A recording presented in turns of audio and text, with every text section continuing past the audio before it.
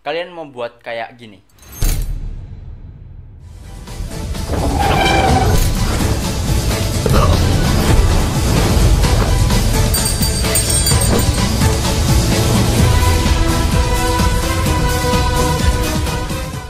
Tapi kalian bingung gimana sih cara buatnya dan apa aja sih yang diperlukan dan bagaimana sih prosesnya? Ya tenang aja, karena gue bakal ngajarin kalian dari awal gimana kita bikin kayak gini. Mulai kita cari referensinya, konsep, hingga kita eksekusi hasilnya. Yang pertama di sini kita perlukan, yang penting itu adalah referensi dan konsepnya terlebih dahulu. Seperti udah jelas gitu kan. Di sini gua konsepnya adalah gua mau jadi Tanjiro di Infinity Castle. Jadi di sini gua perlu yang namanya beberapa aset referensi seperti Infinity Castle seperti ini contohnya, seperti ini. Kemudian gua juga perlu Tanjiro ketika dia punya scratch mark itu seperti apa, di sebelah mana dan mengapa.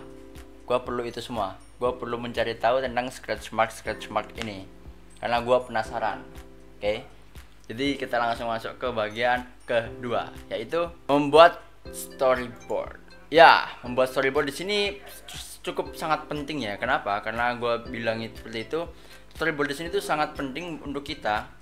Karena di dalam tahap produksi juga, di industri juga, storyboard itu penting dalam pembuatan animasi ataupun film. Karena apa? Karena storyboard itu adalah menggambarkan apa yang akan terjadi di suatu scene tersebut, dari pengambilan kamera, pengambilan VFX apa aja dan segala macamnya. Di situ penting banget. Jadi storyboard itu penting. Jadi ketika kalian udah menemukan konsep, kalian tinggal buat storyboardnya gimana. Kalau udah buat storyboardnya, kita langsung masuk ke tahap 3, yaitu syuting. Oke, di sini syuting itu cukup gampang aslinya ya. Syuting itu nggak terlalu ribet, kalian juga bisa pakai HP. Cuman kalau memang kalian pingin yang agak profesional dan lebih detail, gue saranin kalian pakai kamera. Bebas kameranya apapun, yang penting kamera tersebut bisa menunjang kalian dalam pembuatan video tersebut. Oke.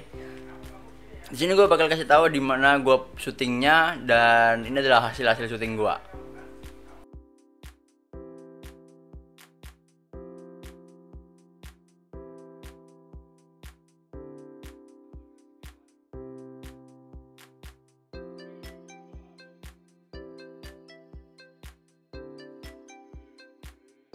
Yang keempat adalah editing dan proses VFX di software. Oke. Pertama yang perlu gue lakukan ketika gue kelar syuting adalah gue kan pingin gue jadi Tanjiro. Berarti otomatis di sini gue harus merubah semuanya, dari segi rambut, baju, dan VFX juga, dan scratch mark juga, dan banyak semua. Oke? Banyak. Jadi yang gue lakukan adalah pertama kita lakukan tracking.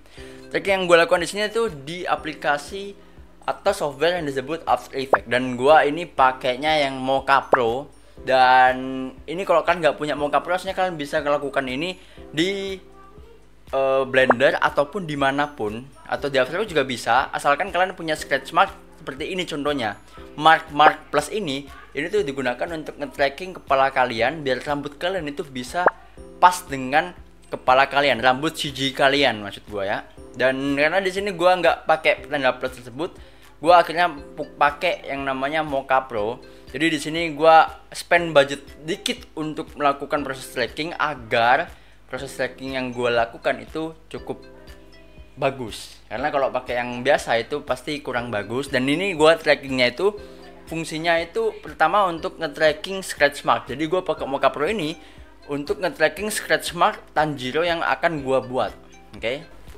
Gratis. Jadi gua perlu yang pro, dimana gue perlu lebih detail lagi. Untuk harganya kalian bisa cek aja di websitenya langsung ya. Jadi gue akan switch to full res dulu. Jangan lupa guys untuk selalu ke high resolution untuk proses tracking. Kenapa? Karena kalau kalian cuman di quarter aja itu bakal burik dan tracking kalian bakal gagal seperti itu. Jadi gue akan melakukan yang namanya pointing ke jidat gue doang. Kalian bisa zoom untuk memperjelasnya. Kalian bisa lakukan ini secara detail, cuman karena di sini gue cuman contoh doang, gue akan lakukan ini secara singkat aja ya. Jadi ketika gue udah kelar seperti ini, yang gue lakukan adalah tinggal tracking aja, dan sistem akan nge-track sendiri pergerakan yang gue mau. Lihat ya, Udah kelar, dan kalian di sini juga bisa atur-atur sebenarnya mesh size kalian mau seperti apa. Apakah kalian mau membuat meshnya itu lebih banyak? Kalau kalian atur itu lebih banyak, maka yang terjadi adalah kalian akan mengalami sedikit lagging pada perangkat kalian. Jadi saya biasanya pakai 15 atau 20 itu udah cukup untuk tracking seperti ini. Jadi ketika kalian udah tracking di sini, nah, apa yang kalian lakukan adalah kalian tinggal save aja, biarkan save. Oke, kemudian setelah lakukan tracking pada kepala, scene berikutnya adalah yang mau gua buat ya, yaitu adalah gua pingin ngebuat scratchnya. Jadi ini gua buat manual dengan menggunakan pen tool, dan gua masking pada bagian animenya. Jadi kalian tinggal upload aja footage dari animenya, kemudian kalian tinggal tempel aja ke sini. Kemudian kalian tinggal lakukan yang namanya pen tool untuk masking kepalanya. Yang terpenting itu adalah kalian itu paham apa sih basic dalam luka. Jadi kalau orang kena luka itu biasanya kan ada bekasnya. Jadi kayak nggak cuman murni gini aja, biasanya kan agak sedikit ada sedikit ngeblur, kemudian ada teksturnya, kemudian teksturnya tuh banyak juga, jadi macam-macam gitu. Jadi nggak hanya cuman satu tekstur aja, dan ada namanya shadowing di sana, ada pencahayaannya pun gimana kalau orang kena luka. Itu kalian harus searching juga, browsing gimana sih bentuk luka yang benar, dan gimana kalau buat realistiknya itu seperti apa. Jadi di sini gue cuman pakai pen tool. Kemudian gue di sini tuh yang terpenting ya menurut gue itu kalian tambahkan yang namanya adalah CC Glass. Jadi fungsi CC Glass ini plugin gratis ya di After Effects-nya. Jadi fungsinya itu buat menambah seperti ada detail tambahan untuk bisa dibilang ini seperti detail tambahan untuk glossy, ataupun lebih ke arah teksturnya biar agak detail dikit. Jadi fungsi CC Glass itu sangat penting menurut gua, dan kalian harus pakai CC Glass itu dan kombinasikan apapun yang kalian mau. Kalau misal kalian kurang cahaya, kalian kasihlah exposure ataupun level, kontras, lumetri color, berbagai macamnya. Kalau kalian kurang ngeblur, kasihlah Gaussian, vector blur or something. Dan kalau kalian mau detail lagi, kalian bisa tambahkan, mungkin kalian naikkan noise-nya, karena ya kalau kita lihat secara nyata luka itu, ataupun kita lihat secara nyata ini depan muka, itu pasti kita ada yang namanya pandangan tak kasat mata atau blur direction, dan itu sangat penting untuk kita ketahui. Jadi ini adalah basic untuk membuat lukanya, oke? Oke, kemudian di sini gua lanjut ke pembuatan 3D orangnya. Sebenarnya pembuatan 3D orang ini tuh bisa dibilang opsional. Jadi dalam artian gini, kalau kalian ingin membuat VFX yang seperti ini, itu kalian cukup nggak perlu 3D orang aslinya, tidak masalah. Cuman kalau kalian perlu buat VFX yang detail banget dan kalian itu perlu melakukan proses relighting, itu kan agak ribet ya. Jadi kalian tuh perlu 3D-nya biar cahaya yang ada di 3D-nya itu langsung terkena pada objek 3D-nya itu. Jadi secara nggak langsung kalian nggak perlu yang namanya setting lampu 2 kali. Proses 3D ini tuh biasanya digunakan dan memakan waktu lebih banyak ya, karena yang kita tahu seperti contohnya ini, yaitu waktu Jalek Sosa dia jadi Sun God nikah, ini dia tuh bikinnya 3D orangnya 3D, tapi teksturnya dari tekstur muka dia. Jadi pembuatan juga cukup lama ini ya. Kalau kalian memang mau menghemat waktu juga, kalian cukup pakai 2D aja, pakai footing aja. Tapi yang terpenting adalah kalian bisa memposisikan cahayanya sesuai dengan 3D cahaya kalian, atau sebaliknya biasanya. Jadi ketika kalian syuting nih, seperti gua sekarang syuting, depan gua ada lampu. Gak mungkin waktu gua mau buat 3D lampu gua di belakang. Jadi kan kayak nggak masuk akal. Kayak udah lampu gua di belakang, ada di kanan, ada di kiri, itu udah nggak masuk akal. Jadi dimana letak cahaya kalian, posisikanlah sesuai sama persis dengan di 3D-nya, dan berapa wattnya sesuaikan semuanya agar tampak seperti realistik. Itu kuncinya. Dan gue di sini langsung aja buat environment dan simulasinya. Dan environmentnya ini gue buatnya of course pakai Blender point 4.0. Di sini gue pakai 4.0 karena Menurut gua yang terbaru itu banyak fiturnya daripada yang lama, jadi gue saranin pakai yang 4.0 saja ataupun yang terbaru sekarang 4 titik sekian. Oke. Kemudian gue lakukan scaling seperti ini dan gue lakukan scaling seperti ini. Oke, anggap aja ini adalah sebuah dinding. Ini adalah dinding. Kemudian apa yang mau gue lakukan adalah gue ingin membuat dinding ini tampak seperti dinding random di Jepang kebanyakan, ataupun dinding tatami seperti itu. Jadi yang gue melakukan adalah gue akan lakukan yang namanya pembuatan 3D modelnya terlebih dahulu seperti ini.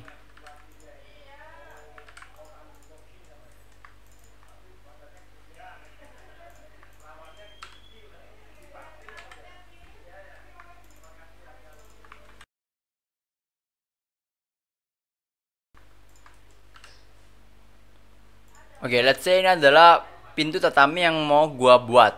Ini kalian bisa cari contohnya terlebih dahulu di internet. Cuman gua di sini langsung aja buat random seperti apa yang mau gua buat, oke? Ini adalah hasilnya. Dan kalau kalian ingin lebih menambahkan ekstra detailnya, kalian bisa tambahkan. Bebas sesuai apa yang kalian mau dan kalian inginkan. Kemudian untuk teksturnya di sini, jangan lupa untuk kalian ubah selalu ke mode EV, ke mode cycles. Kemudian teksturnya itu kalian jangan lupa untuk selalu menggunakan tekstur namanya PBR. Di sini dan di sini teksturnya kalian bebas ya, kalian mau kasih tekstur apa aja. Kalian bisa cari di internet tekstur tataminya, kemudian kalian tinggal drag and drop aja di sini. Let's say kita mau kasih image tekstur karena kita udah ambil dari internet. Kemudian kita akan, ini adalah teksturnya. Gimana kalau begini, kalian tinggal select aja semuanya seperti biasa, kemudian kalian pencet U. Kemudian kalian pilih Smart UV Project and dan boom, hasilnya walaupun hasilnya seperti tidak sempurna, kalian bisa ubah settingannya pada UV editing di sini. Dan ketika kalian udah lihat di sini, kalian akan melihat tekstur kalian di sini ya. Dan apa yang kalian lakukan adalah kalian tinggal ubah aja satu persatu ataupun semuanya sesuai dengan yang kalian mau, oke? Gua akan membuat sebuah let's say I wanna make a cube. Kemudian gue tinggal pencet aja ini dan plus, kemudian kita pencet hair. Dan apa yang akan terjadi? Kita akan menumbuhkan rambut di semua sisi yang terseleksi. Jadi pembuatan rambutnya cukup simple. Cuman sebelum pembuatan rambutnya, kita perlu yang namanya nge-tracking terlebih dahulu. Nah, kemudian pembuatan partikel rambutnya itu cukup simple sebenarnya. Seperti yang gue bilang sebelumnya, gue di sini cuman membuat yang namanya dengan partikel system aja ya. Jadi partikel system yang gue buat. Dan lihat, ini adalah settingannya, kalian bisa ikutin gue ataupun enggak ya. Ini adalah settingan gue. Di sini gue pakai partikel system. Gue buat ke hair dynamic. Kenapa fungsinya ke hair dynamic? Jadi ketika kita melakukan yang namanya pergerakan pada rambut kita itu akan lembut ya, jadi dia akan jatuh ke bawah. Kecuali yang mungkin rambut afro pun kadang juga bisa yang namanya ada dynamicnya gitu, jadi nggak kaku banget rambut itu. Jadi jangan lupa hair dynamicnya untuk membuat rambut itu lebih smooth pergerakannya. Kalian tinggal atur semuanya yang di sini, bebas. Kalian mau atur jumlahnya, panjangnya, kalian atur dulu semuanya. Tapi ini adalah tips dari gua ya. Kalau gua sukanya itu, gua suka memangkas semuanya dulu. Dalam artian kalian pergi ke sini, gua potong semuanya dulu. Karena gua lebih suka lihat rambut gua itu kosong.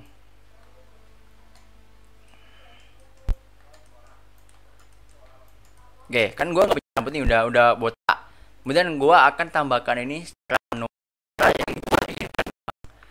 Ini fungsinya sangat penting karena itu biar gue lebih bisa mengatur per helainya mau di mana dan posisinya seperti apa. Misalnya gue mau buat kayak gini. Kalian juga bisa melakukan seleksi pada rambutnya dengan cara kalian klik aja, kemudian kalian bisa tambahkan divide or something else, kalian bisa tambahkan apapun yang kalian mau di sini kan ya. Ketika kalian udah atur gini, kalian jangan lupa yang terpenting adalah selanjutnya pada bagian children pencet yang namanya interpolated. Jadi fungsinya itu untuk membuat rambut kita lebih kelihatan banyak seperti ini kan. Jadi kalau kita nggak pakai ini, maka rambut kita cuma ini aja. Kalau kita pakai ini, rambut kita jadi ada banyak seperti itu. Kita akan menggabungkan seluruh komposisinya. Dan ketika kalian udah melakukan komposisi seperti ini, kalian bisa menambahkan yang namanya itu partikel untuk membuat scene kalian lebih tampak realistik. Karena debu-debu itu kan kecil-kecil, kadang kalau ada angin dan sebagainya itu kalian harus buat secara detail mungkin gitu. Ya, kemudian satu lagi gue lupa ngasih tahu bahwa di sini gue melakukan pembuatan bajunya karena gue kan syutingnya bajunya pertamanya hitam ya. Gue baju itu hitam. Gue nggak punya bajunya Tanjiro. Jadi di sini gue akalin sepinter-pinternya gue cara buatnya gimana. Jadi di sini gue ngebuat baju itu yaitu dengan prosesnya sama seperti tracking kepala. Cuman gue di sini trackingnya pakai Mocha Pro, yaitu tracking pada bagian badan doang. Oke, gue akan melakukan tracking pada bagian badan. Kemudian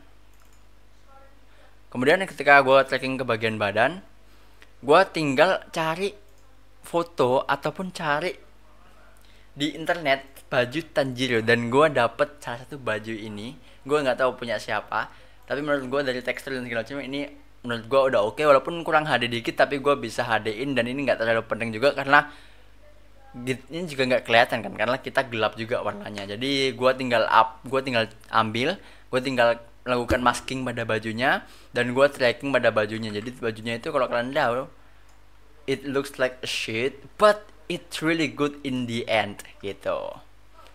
Untuk antingnya pun prosesnya juga sama, tracking pada telinga, kemudian kita buat antingnya, kemudian kita tempel trackingnya ke telinga. Udah sama, semuanya sama guys. Ini aja untuk tutorialnya. Jika ada pertanyaan kalian langsung aja komen di bawah.